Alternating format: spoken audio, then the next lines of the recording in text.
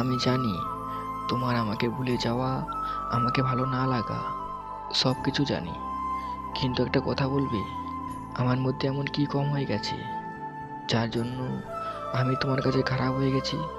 তুমি জানো, যেদিন থেকে তোমায় দেখেছিলাম সেদিন থেকে আর কাউকে ভালো লাগে না।